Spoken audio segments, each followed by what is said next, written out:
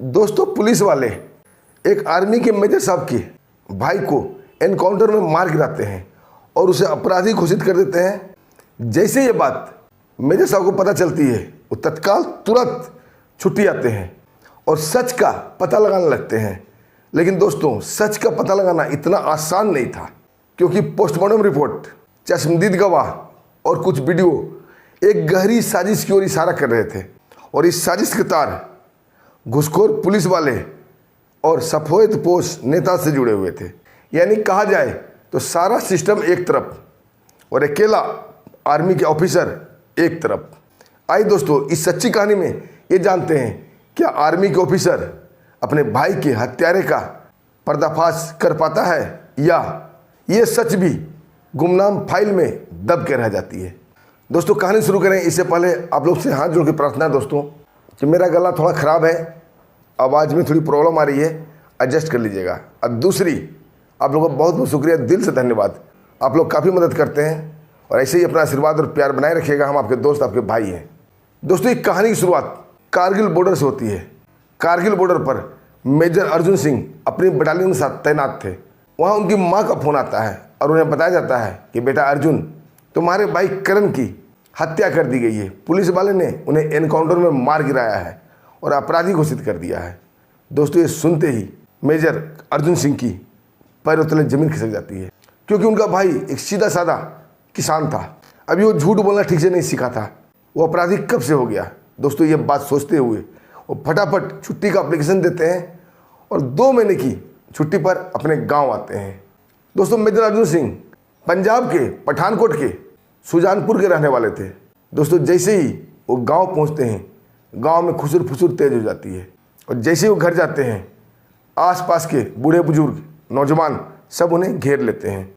जब मेजर अर्जुन सिंह सच जानने की कोशिश करते हैं, गांव वाले से पूछते हैं, तो पहले तो गांव वाले चुप साध जाते हैं। कुछ बुजुर्ग सामने आते हैं और दबी जुबान में बोलते हैं कि बेटा, पुलिस वाले ने ये बताया है कि तुम्हारा भाई करण हथियारों का सप्लाई करता था, वो एक गिरोह से जुड़ा हुआ था, अपराधी था और उन्हें मार गिराया गया झूठी एनकाउंटर में। दोस्तों, ये सुनकर मेजर अर्जुन सिंह को बिल्कुल विश्वास नहीं होता है। एक बुजुर्ग उनके कंधे पर हाथ रखते हुए बोलता है, बेटा, मैंने देखा था, करण खेत में पानी डाल के वापस आ रहा था और पुलिस वाले उसे घसीट कर ले गए थे और दूसरे दिन फिर उनकी मौत की खबर आई। दोस्तों, ये सुनकर पत्थर दिल मेजर अर्जुन के भी आंखों में आंसू आ जाते हैं। वो सीधा अपनी बुलेट उठाता है और निकल जाता है जिला मुख्यालय।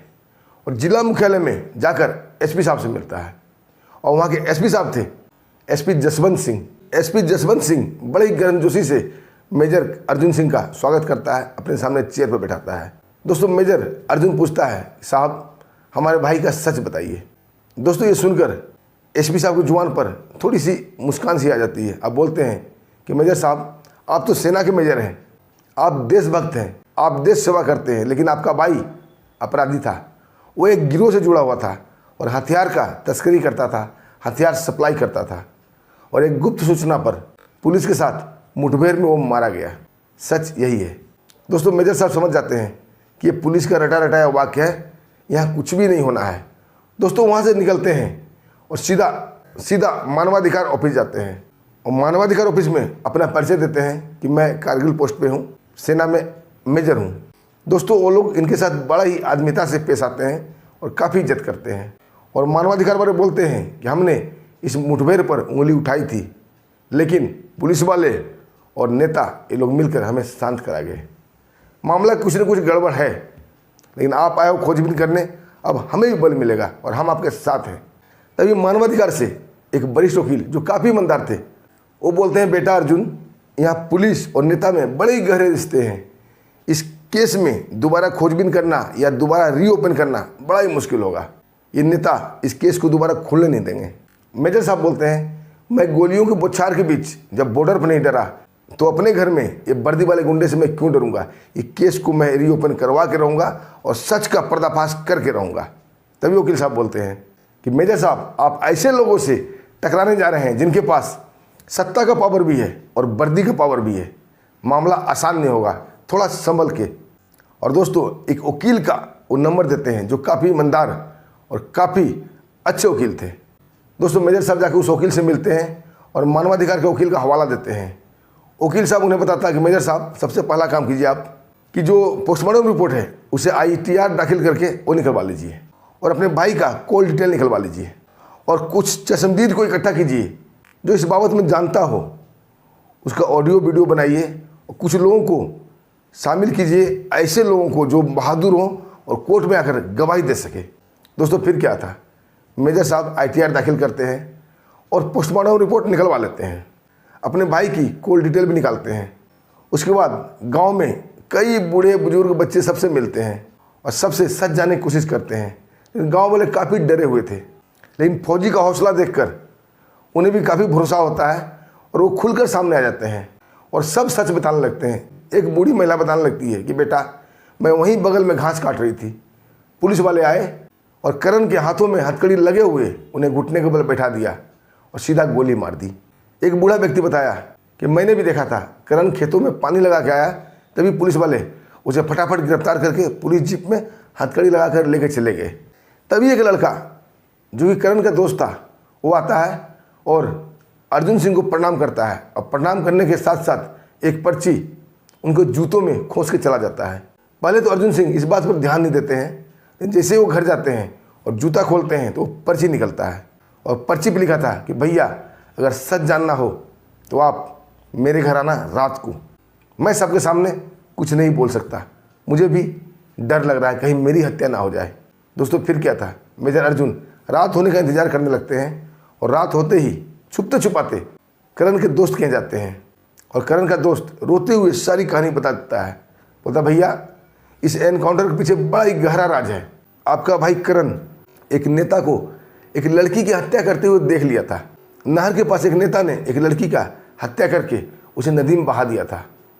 पुलिस वाले भी उनके साथ थे और करण पशु को पानी पिलाने नहर के पास लेके जा रहा था, तभी उसने देख लिया था। वापस तो वो मुड़ के भाग गया, लेकिन वो नेता की नज़रों में आ चुका था और नेता पुलिस वाले के साथ मिलकर उसका फर्जी एनकाउंटर करवा दिया, उसे अपराधी घोषित कर दिया, हथियार का सप्लायर बना दिया। दोस्तों ये कहकर उसका दोस्त फूट फूट कर रोने लगा और मेजर साहब भी रोने लगे। दोस्तों मेजर साहब कई लोगों से मिले और सबका वीडियो बनाया। कई नौजवान मेजर साहब को आश्वासन दिया कि मेजर साहब हम आपके साथ हैं, बस आप मेरा नाम उजागर नहीं कीजिएगा, जिस दिन गवाही होगा कोर्ट में हम आएंगे और गवाही देंगे, लेकिन जज साहब के सामने। दोस्तों ये सारी वीडियो लेकर पोस्टमार्टम रिपोर्ट लेकर सीधा वकील साहब से मिलते हैं।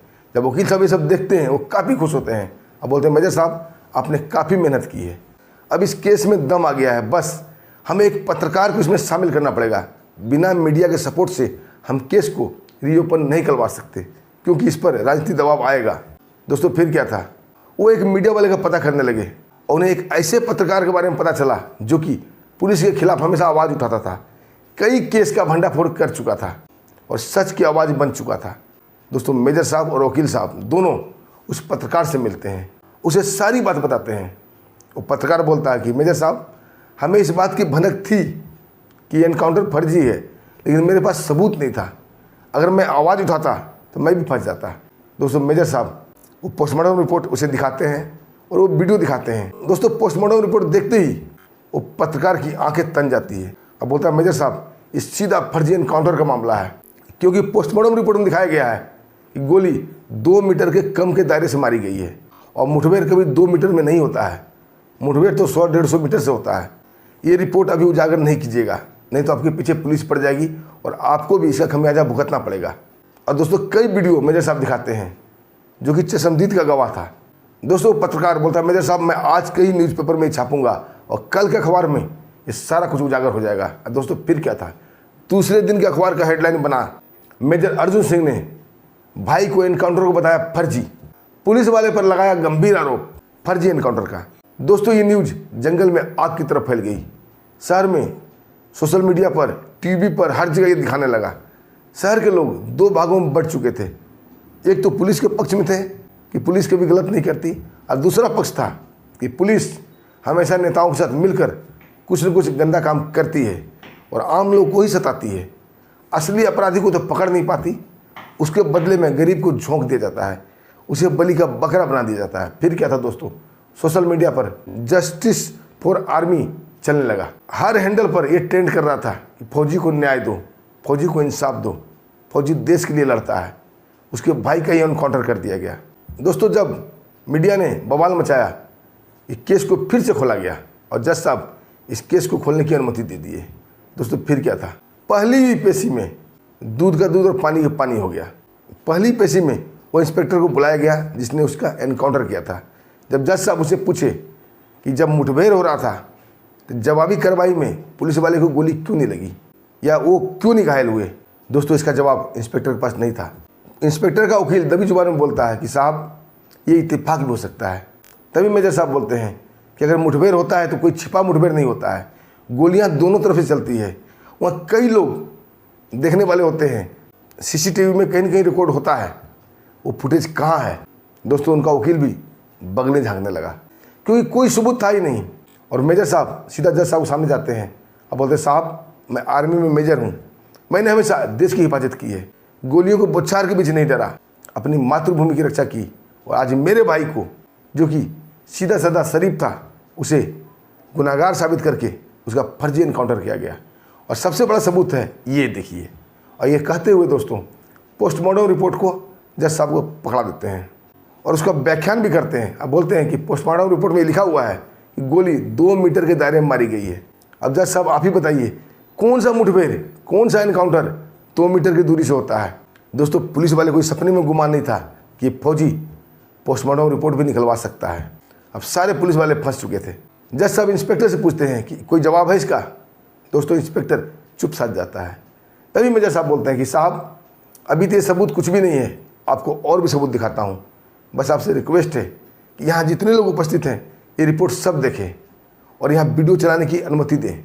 दोस्तों, फिर क्या था, जज साहब के आदेश पर वहाँ वीडियो चलाने के लिए सारा व्यवस्था कर दिया गया और मेजर साहब अपना मोबाइल से कनेक्ट करते हैं एलईडी में और सभी लोग वहाँ देखने लगते हैं। वो सारा वीडियो था जो गांव वालों ने बताया था, जो चश्मदीद गवाह थे, और वो नेता का भेद खुल के सामने आ जाता है। और नेता का नाम था विक्रम ठाकुर, जो कि आम आदमी पार्टी से कंसल्टेंट था। और जज साहब अपना फैसला सुनाते हुए सबसे पहले अफसोस के साथ बोलते हैं कि मेजर अर्जुन, मैं आपके भाई को तो वापस नहीं ला सकता, लेकिन मेरी गहरी संवेदना उनके साथ है, भगवान उनकी आत्मा को शांति दे। और इंस्पेक्टर को वहीं खड़े खड़े कटघरे में ही सस्पेंड कर देते हैं और पुलिस वाले को आदेश देते हैं इसे गिरफ्तार करो और उसे उम्र कैद की सज़ा वहीं सुना देते हैं और डिसमिस फ्रॉम सर्विस भी कर देते हैं, यानी कि वर्दी उनकी छीन ली गई थी। और पुलिस को और एसपी साहब को आदेश देते हैं कि नेता विक्रम को जल्द से जल्द गिरफ्तार करके कोर्ट में पेश किया जाए और जिस लड़की का उसने कत्ल किया है उसके बारे में भी खोजबीन की जाए। दोस्तों, इंस्पेक्टर का वर्दी उतरते ही सारे पुलिस वाले होश में आ जाते हैं और एसपी साहब भी तुरंत एक्शन पे आ जाते हैं। नेता विक्रम को गिरफ्तार किया जाता है, उससे 3rd डिग्री दी जाती है और सारा बयान लिया जाता है, सारा पूछताछ किया जाता है। उस लड़की का राज भी उजागर हो जाता है। लड़की कोई और नहीं, उसकी पर्सनल सेक्रेटरी थी, जो कि नेता के साथ गलत संबंध में फंस गई थी और उसके बच्चे की माँ बनने वाली थी। और वो लड़की नेता के ऊपर दबाव बना रही थी कि वो उससे शादी करे, लेकिन नेता उसे शादी करना नहीं चाहता था। और एक दिन मौका पाकर पुलिस के साथ सेटिंग करके, यानी कोई इंस्पेक्टर के साथ एक नहर में ले जाता है घुमाने के बहाने और वहाँ उसका काम तमाम कर देता है। और ये बात करण ने देख लिया था और करण को इसका खमियाजा अपना जान देकर चुकानी पड़ी थी। दोस्तों, दूसरी बार पेशी होती है और नेता को भी उम्र कैद की सज़ा मिलती है। पार्टी वाले भी उसे किनारा कर लेते हैं और आम आदमी पार्टी के नेता सामने आते हैं और बोलते हैं कि आम आदमी पार्टी से उसका कोई कंसल्ट नहीं है, खुद ही हर जगह ये कहता था कि मैं आम आदमी पार्टी का नेता हूँ, जबकि सच ऐसा नहीं था।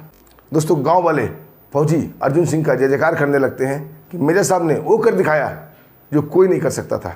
और एसपी साहब भी मेजर अर्जुन से मिलने आते हैं और पर्सनली आकर उनसे सॉरी बोलते हैं। अब बोलते हैं, मेजर साहब, मुझे सपने में भी अंदेशा नहीं था कि सच ऐसा ही भी होगा।